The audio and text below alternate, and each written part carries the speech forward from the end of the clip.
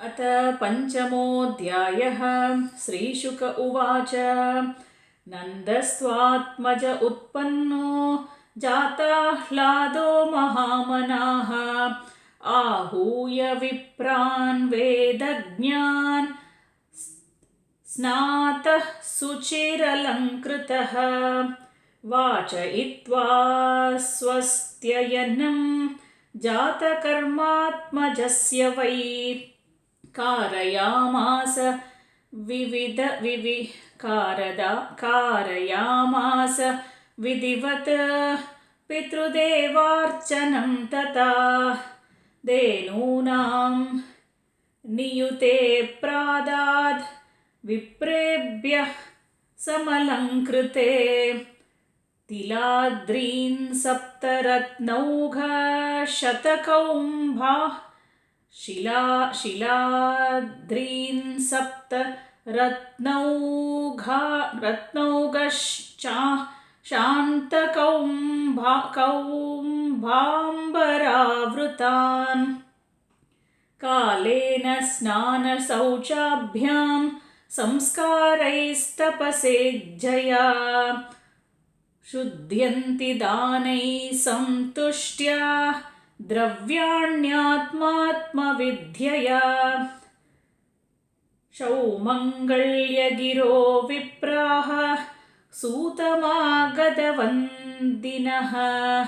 गायकांश्च भोग्यो दुन्दुभयो मुदुः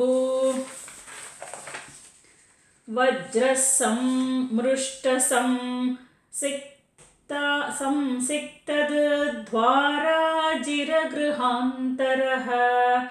चित्रध्वजपताकास्रक् चैलपल्लवतोरणैः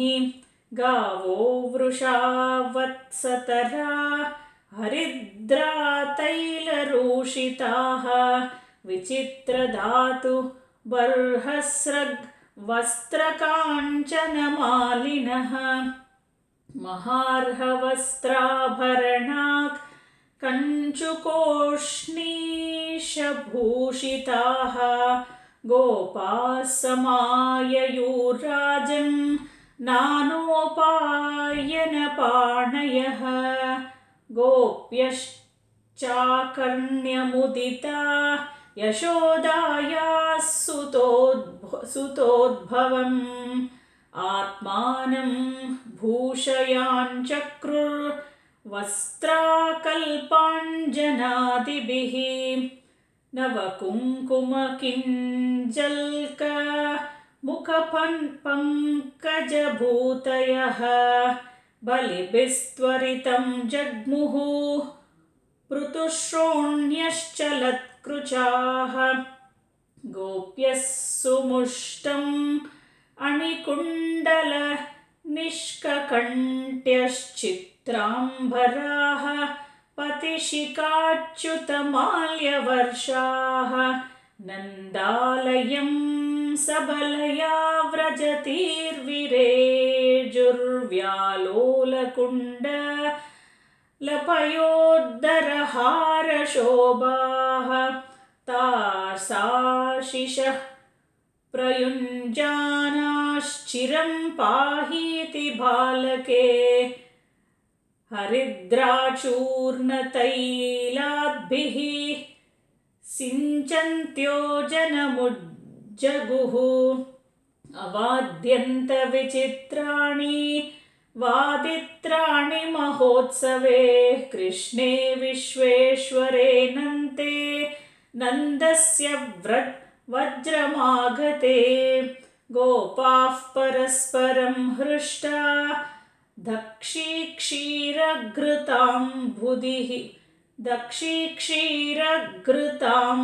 भुभिः आसिञ्चन्तो विलिम्पन्तो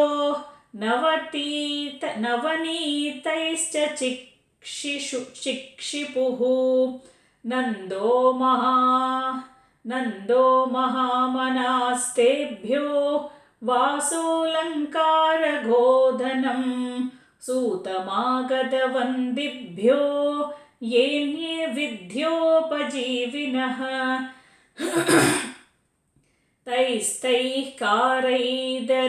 तैस्तैः कामैरदीनात्मा यतोचितमपूजयत् विष्णोराराधनार्ताय स्वपुत्रस्योदयाय च रोहिणी च महाभागा नन्दगोपाभिनन्दिता व्यचरद् दिव्यवासस्रक् कण्ठाभरणभूषिता ततः आरभ्य नन्दस्य वज्रः सर्वसमृद्धिमान्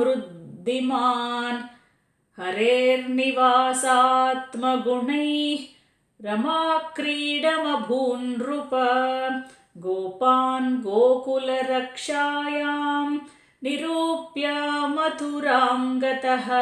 नन्दः कंसस्य वार्षिक्यं करं दातुं कुरुद्वः वासुदेवे उपश्रुत्य भ्रातरं नन्दमागतं ज्ञात्वा दत्तकरं राज्ञे ययौ तदवमोचनम् तं दृष्ट्वा सहसोत्थाय देहः प्राणामिवागतं प्रीतिः प्रियतमं दोर्भ्यां सस्वजे प्रेमविह्वलः पूजितः सुखमासीनः पृष्ठानामयमादृतः प्रसक्तधी स्वात्मजयोरिदमाह विशाम्पते दृष्ट्या भ्रातः प्रवयस इदानीमप्रजस्यते प्रजाशाया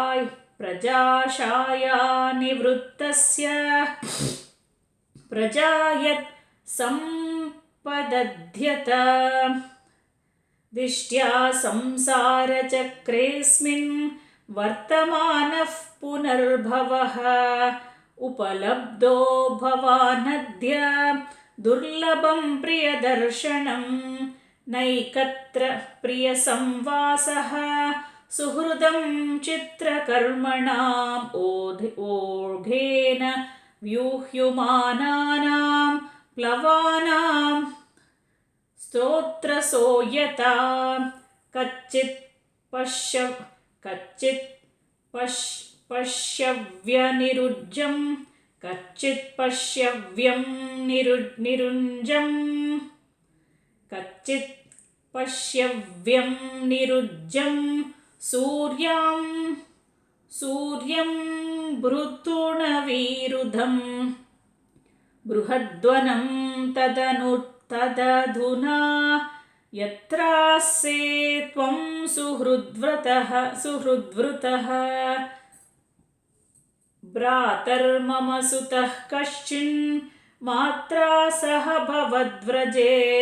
तातं भवन्तं मन्वानो भवद्भ्यामुपलालितः पुंसस्त्रिवर्गो विहितः सुहृदो ह्यनुभावितः न तेषु क्लिश्यमाणेषु त्रिवर्गोऽर्थाय कल्पते नन्द उवाच अहो ते देवकी पुत्राः कंसेन बहवो हताः एकावशिष्टा वरजा कन्या सापि दिवं गता नूनं ह्यदृष्टनिष्टोऽयम् अदृष्टपरमो जनः अदृष्टमात्मनस्तत्त्वं यो वेद न स मुह्यति वासुदेव उवाच करो वै वार्षिको दत्तो राज्ञे दृष्टा वयं च वः नेहस्तेयं बहुतितं सन्त्युत्पाताश्च गोकुले। श्रीशुक उवाच इति नन्दादयो गोपाः प्रोक्तास्ते शौरिणा ययुः